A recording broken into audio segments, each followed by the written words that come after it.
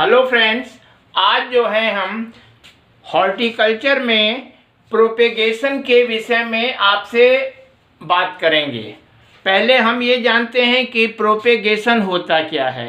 Propagation का मतलब होता है मल्टीप्लिकेशन ऑफ द प्लांट्स, कि हम जो हैं अच्छी प्रकार के पौधों को तैयार करें और उनका जो है प्रसारण कर सकें। प्रोपेगेशन को हिंदी में प्रसारण ही कहा जाता है, अर्थात हम किन किन विधियों के द्वारा जो है हम अपने पौधों का प्रसारण कर सकते हैं। ठीक है, जब हमको इसका प्रोपेगेशन करना होता है तो हमारे पास सबसे पहले कि हमारे उद्देश्य क्या हैं, हमारे जो है प्रोपेगेशन का क्या ऑब्जेक्टिव होने चाहिए। सबसे पहले जो भी हम प्लांट तैयार करें वह उसमें यूनिफॉर्मिटी अर्थात एक समानता होनी चाहिए। एक समान साइज के वो फल दें, एक समय में फलें, एक समय में तैयार हों, अर्थात उसमें यूनिफॉर्मिटी होना बहुत ही आवश्यकता होता है। पहला उद्देश्य हमारा ये है।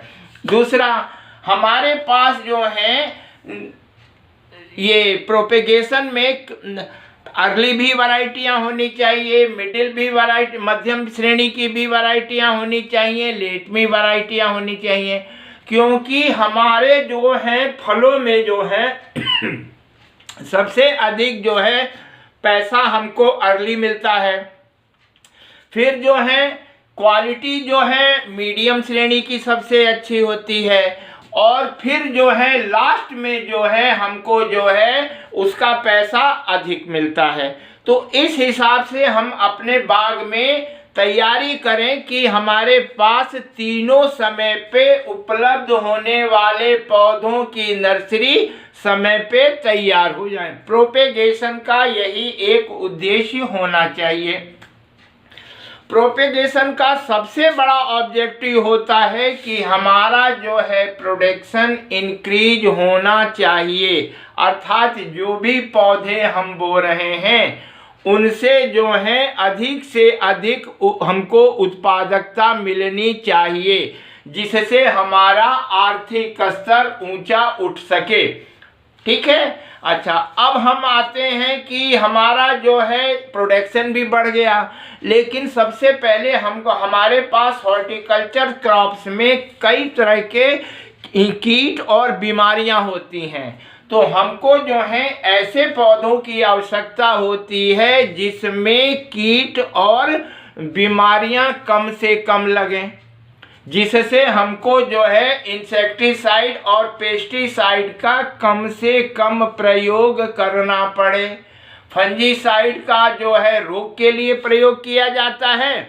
यदि करने की भी स्थिति आए तो हम बायो कंट्रोल पे जो है हम बायो पेस्टिसाइड या बायो कंट्रोल के माध्यम से हमको जो है उनको रोकना चाहिए, क्योंकि आजकल जो है हमारे यहाँ कार्बनिक फलों की, कार्बनिक अनाजों की हर खेती जो है कार्बनिक के ऑर्गेनिक बेस्ड पर आधारित होती जा रही है, जिसका हमारे देश में बहुत बड़ा एरिया है। और जो है हम जो है उसको जो है विदेशों में भी एक्सपोर्ट करके अधिक से अधिक जो है मुनाफा कमा सकते हैं। और हमारे पास ऑब्जेक्टिव ये होना चाहिए कि उसमें कुछ नया कैरेक्टर हो।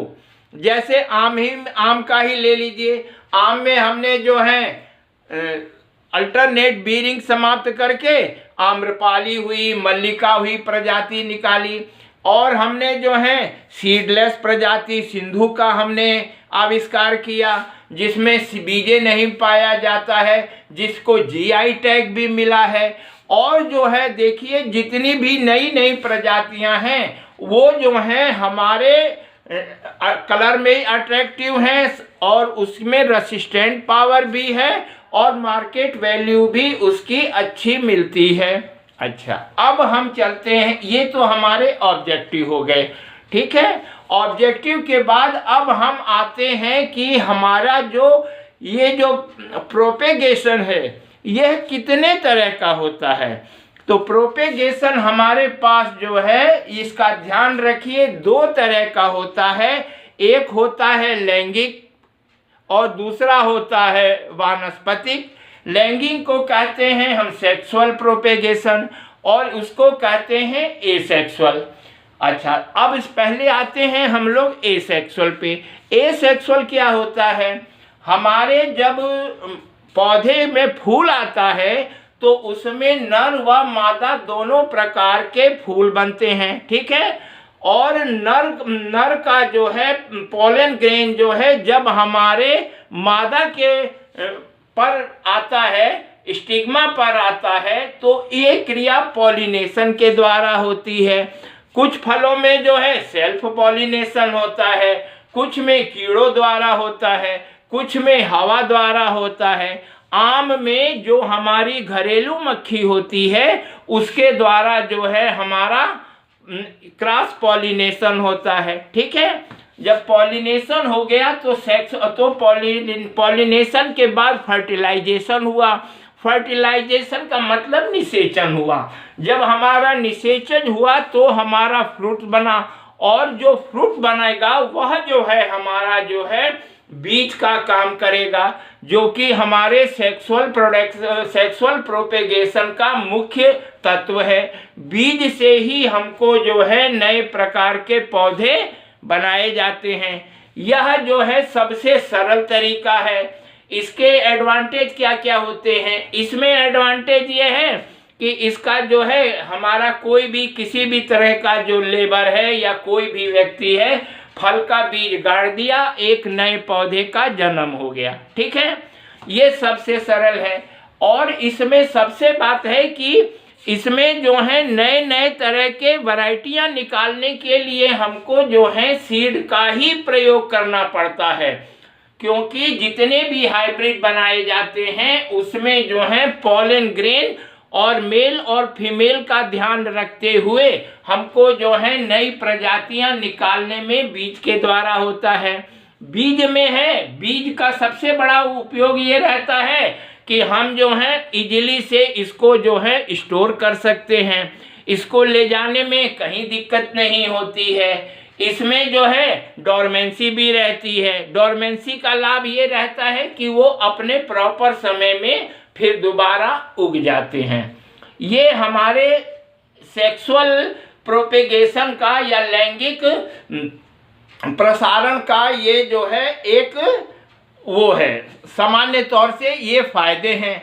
अच्छा, नई प्रजाति का विकास भी हमारा जो है सेक्सुअल प्रोपेगेशन के द्वारा ही हो सकता है।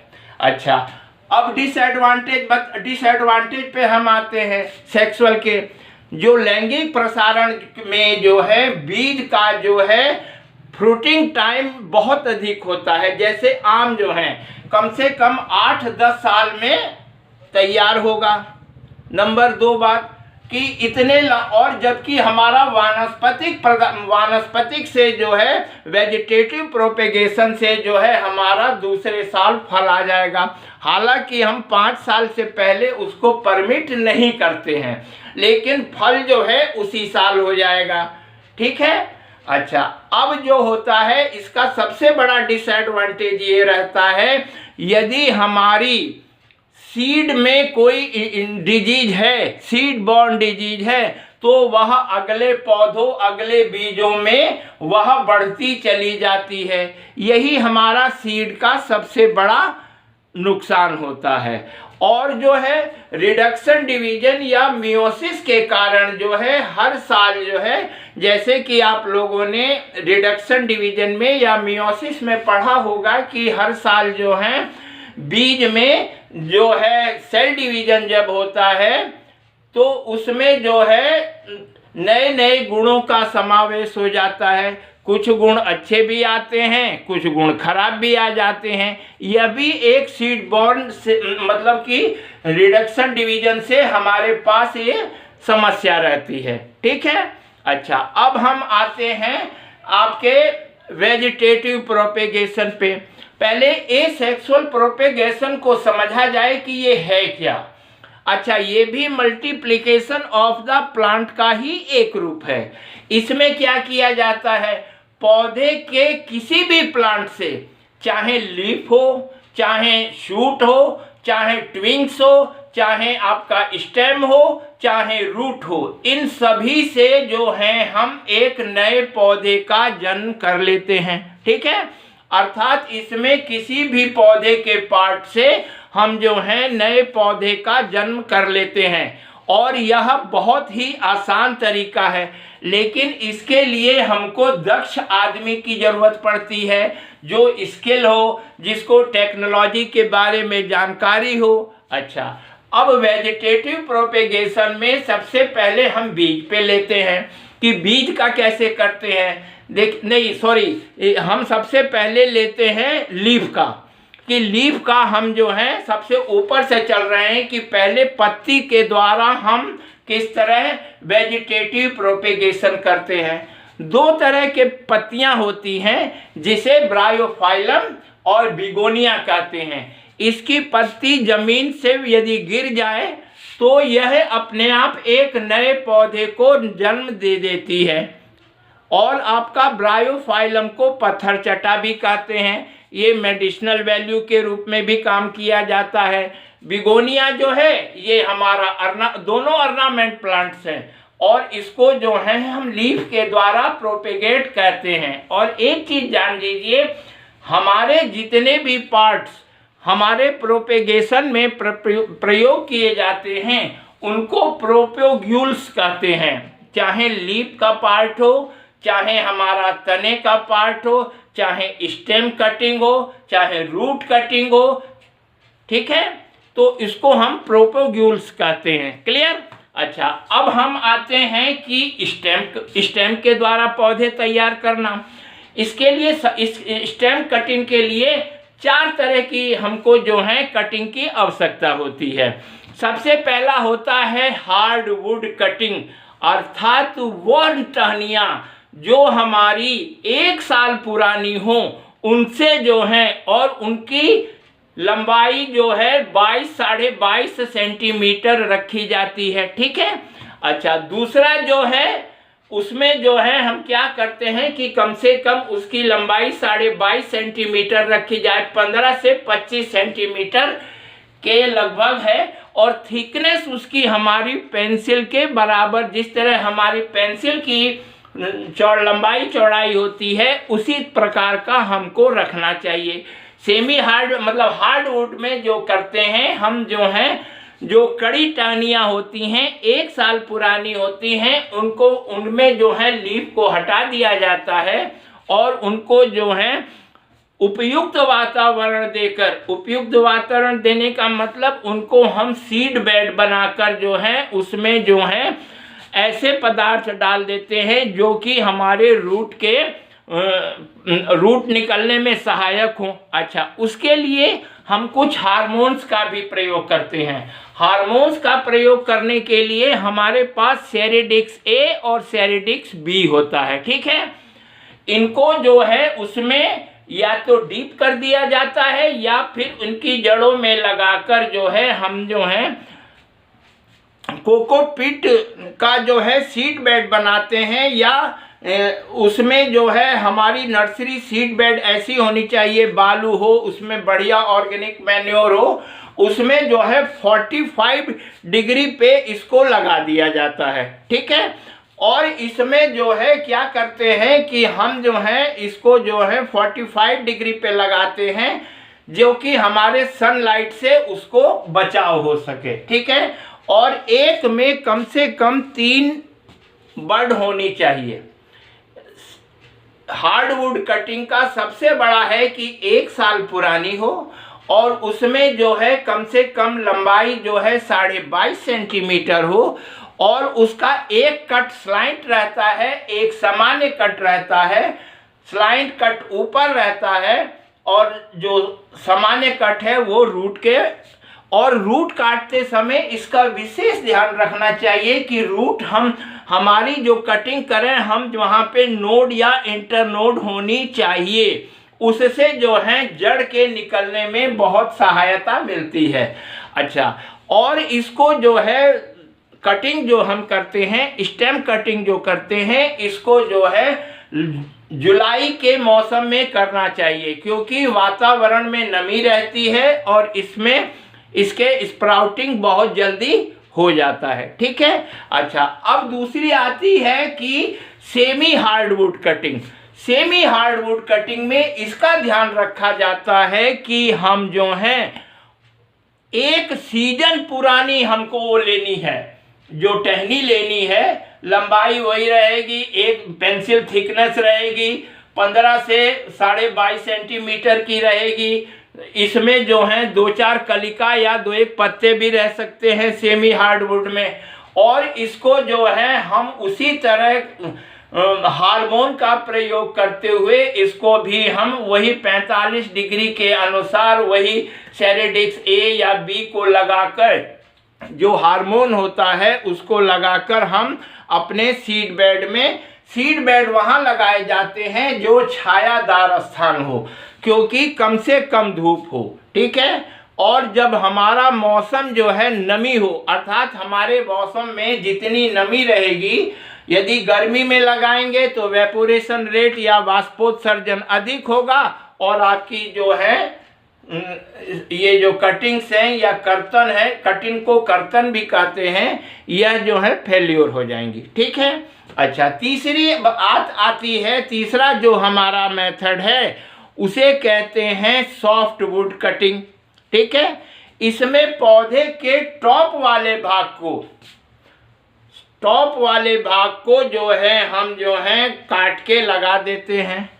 इससे ये होता है कि ये इसमें टॉप कटिंग में या शूट कटिंग में इसका ध्यान रखा जाता है कि इसमें जो है पत्तियां लगी रहती हैं। ठीक है। जैसे हमने जो है सपोज कर लीजिए कि हमको जो है गुलाब की कटिंग करनी है, सबसे नीचे वाला जो पार्ट रहेगा उसको हार्डवुड कटिंग कहेंगे, बीच वाला पार्ट रहेगा उसको सेमी हार्डवुड कहेंगे, और जो है हमारा ऊपर वाला भाग रहेगा उसको जो है टॉप कटिंग या टॉप शूट कटिंग कहेंगे। अच्छा, और जो बहुत शाकीय पौधे हैं अर्थात हर्बेशियस पौधे होते हैं, जैसे हमारा कोलियस हो गया और जो है गुड़हल हो गया, इनके जो हैं हम जो है हर्बेशियस कटिंग लगाते हैं। हर्बेशियस कटिंग का मतलब ये रहता है कि उनके जो सॉफ्ट पार्ट होता है पत्ती सहित उसको जमीन में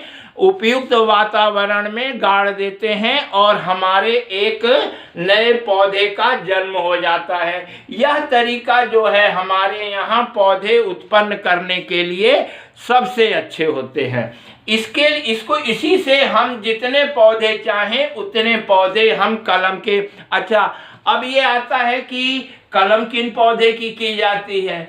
इसका ध्यान रखा जाता है कि जिन पौधों का सीड जर्मिनेशन नहीं होता है, जिन पौधों में सीड का नहीं होगा तो जर्मिनेशन, उसी पौधों में हमको जो है कटिंग का इस्तेमाल करना पड़ता है। ठीक है।